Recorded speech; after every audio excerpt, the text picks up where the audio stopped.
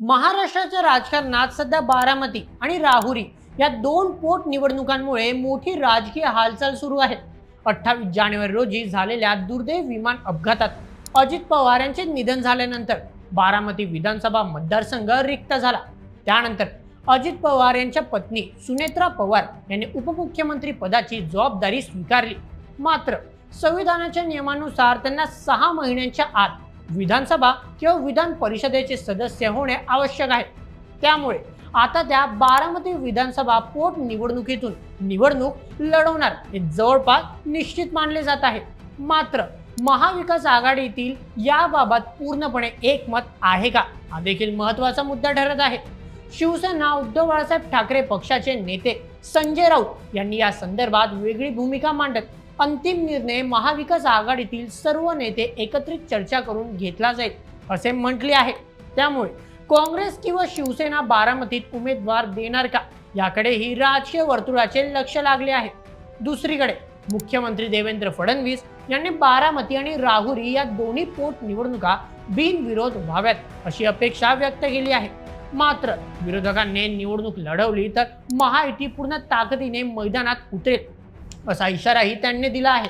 त्यामुळे बारामतीत निवडणूक बिनविरोध होणार का, महाविकास आघाडीत याबाबत नेमका काय निर्णय होणार आणि राहुरीत भाजप विरुद्ध राष्ट्रवादी असा सामना कसा रंगणार, या सगळ्या राजकीय घडामोडींचा सविस्तर आढावा आज आपण घेणार आहोत आजच्या व्हिडिओमध्ये. 28 जानेवारी रोजी झालेल्या एका दुर्दैवी विमान अपघातात अजित पवार यांचे निधन झाले आणि महाराष्ट्राच्या राजकारणाला मोठा धक्का बसला. या धक्क्यातून सावरत असतानाच अजितदादांच्या पत्नी सुनेत्रा पवार यांनी धैर्याने पुढे येत उपमुख्यमंत्री पदाची सूत्रे हाती घेतली.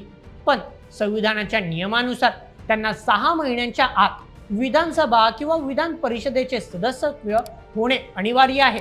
आता निवडणूक आयोगाने 30 मार्चला अधिसूचनेची तारीख दिली असून 23 एप्रिलला मतदान तर 4 मे रोजी निकाल लागणार आहे.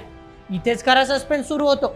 सुनेत्रा पवार बारामतीतून मैदानात उतरणार हे निश्चित आहे, पण त्यांच्या विरोधात कोण? शरद पवार गट उमेदवार देणार की ही निवडणूक बिनविरोध होणार? आणि जर पवार गट शांत राहिला तर उद्धव ठाकरे काय करणार? या प्रश्नांची महाराष्ट्राच्या राजकीय वर्तुळात चांगलीच खळबळ उडवून दिली आहे. बारामती म्हणजे पवारांचा बालेकिल्ला. जेव्हा अजित पवार हयात होते तेव्हा त्यांनी याच बारामतीत सुप्रिया सुळे यांच्या विरोधात सुनेत्रा पवार यांना लोकसभेच्या मैदानात उतरवून थेट शरद पवारांना आवाहन दिले होते. पण आता परिस्थिती 360 अंशांनी बदलली आहे. दिल्लीत पत्रकारांशी बोलताना सुप्रिया सुळे यांनी एक अत्यंत महत्त्वाचे विधान केले. त्या म्हणाल्या, आम्ही बारामतीची जागा लढवणार नाही. सुनेत्रा वहिनींच्या विरोधात उमेदवार देण्याचा प्रश्नच येत नाही. हे केवळ कुटुंबावरील प्रेमापोटी आलेले विधान आहे का? राजकीय विश्लेषकांच्या मते ही शरद पवार गटाची अत्यंत हुशार खेळी असू शकते. अजितदादांच्या निधनामुळे सध्या बारामतीत सुनेत्रा पवार यांच्याबद्दल प्रचंड सहानुभूती आहे. अशा वेळी जर शरद पवार गटाने त्यांच्या विरोधात उमेदवार दिला तर ते खलनायक ठरतील आणि जनतेची नाराजी ओढावून घेतील. त्यामुळे माघार घेण्यातच शहाणपणा असल्याची ही राजकीय रणनीती मांडली जात आहे. सुप्रिया सुळेंनी जरी म्यान केलेली तलवार दाखवली असली तरी महाविकास आघाडीतील सर्व काही आलबेल नाही.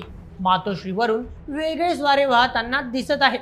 सुप्रिया सुळे यांच्या विधानानंतर लगेचच शिवसेना उद्धव बाळासाहेब ठाकरे पक्षाचे नेते संजय राऊत यांनी आपली वेगळीच भूमिका मांडली.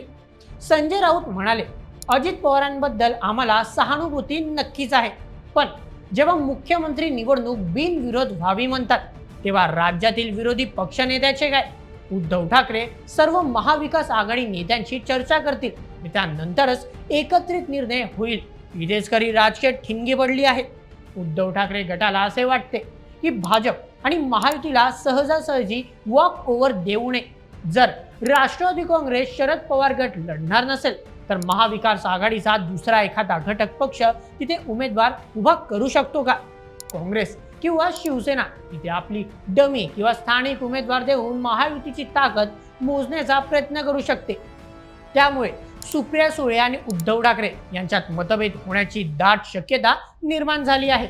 दुसरीकडे सत्तेत बसलेली महायुती अत्यंत सावध पावले टाकत आहे. मुख्यमंत्री देवेंद्र फडणवीस यांनी अगदी स्पष्ट शब्दात विरोधकांना इशारा दिला आहे. आमची इच्छा आहे की बारामती आणि राहुरीच्या निवडणुका बिनविरोध व्हाव्यात. महाराष्ट्राची ती संस्कृती आहे.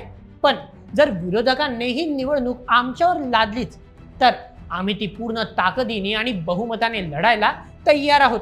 फडणवीसांचा हा इशारा स्पष्ट करतो की महायुती सुनेत्रा पवारांच्या मागे भक्कमपणे उभी आहे. जर निवडणूक झालीच तर भाजप आपली संपूर्ण इलेक्शन मशिनरी बारामतीत लावेल, जेणेकरून सुनेत्रा पवारांचा मोठा विजय होईल आणि सहानुभूतीच्या लाटेचे रूपांतर राजकीय वर्चस्वात नक्कीच होईल.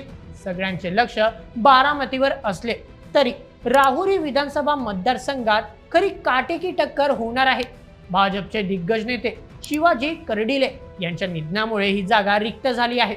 भाजप शिवाजी कर्डिले यांचे सुपुत्र अक्षय कर्डिले यांना उमेदवारी देऊन सहानुभूतीची मते मिळवण्याच्या तयारीत आहे. दुसरीकडे महाविकास आघाडी आणि विशेषतः शरद पवार गट येथे माजी आमदार प्राजक्ता तनपुरे यांना मैदानात उतरवणार हे जवळपास निश्चित आहे. राहुरीत कोणतीही भावनिक तडजोड होणार नाही. इथे भाजप विरुद्ध राष्ट्रवादी काँग्रेस शरद पवार गट असा थेट आणि अटीतटीचा सामना रंगणार आहे. तनपुरे घराणे आणि कर्डिले घराणे यांच्यातील हा राजकीय संघर्ष राहुरीचे वातावरण चांगलेच तापवणार आहे.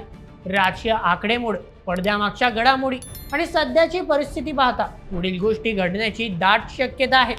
थोडं सविस्तर आणि मुद्द्यानिशी सांगतो. सर्वप्रथम बारामतीत बिनविरोधचाच विजय.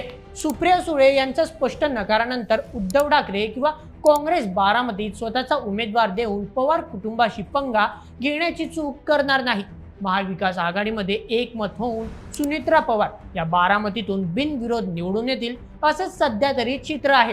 यामुळे शरद पवार गट आम्ही कुटुंबाला राजकारणापेक्षा जास्त महत्त्व देतो असा संदेश राज्यभर देईल. द्वितीय, संजय राऊतांचे विधान हा केवळ एक पॉलिटिकल स्टंट. राऊतांनी दिलेली प्रतिक्रिया ही केवळ महाविकास आघाडीचे अस्तित्व दाखवून देण्यासाठी आणि भाजपला मानसिक कोंडीत पकडण्यासाठी दिलेली गुगली आहे. प्रत्यक्षात ते बारामतीत ताकद लावणार नाहीत. तृतीय, राहुरीत पैशांचा आणि ताकदीचा महापूर. राहुरीची निवडणूक मात्र राज्याला हादरवून सोडेल. दोन्ही बाजूने प्रचंड ताकद लावली जाईल. इथे कर्डिले यांना मिळणारी सहानुभूती आणि तनपुरे यांची स्थानिक पकड यांच्यात काटेकी टक्कर होईल. मित्रांनो, थोडक्यात सांगायचे तर बारामतीची निवडणूक ही नात्यांची आणि सहानुभूतीची चाचणी असेल, तर राहुरीची निवडणूक ही राजकीय अस्तित्वाची आणि वर्चस्वाची लढाई असेल. 4 मेच्या निकालाकडे आता संपूर्ण महाराष्ट्राचे डोळे लागून आहेत. तुम्हाला काय वाटतं? बारामती आणि राहुरीमध्ये कोणाची सत्ता येणार? तुमचे मत आम्हाला कमेंटमध्ये नक्की कळवा आणि अशाच व्हिडिओसाठी सबस्क्राईब करा बोल एमएच आपल्या यूट्यूब चॅनलला. धन्यवाद.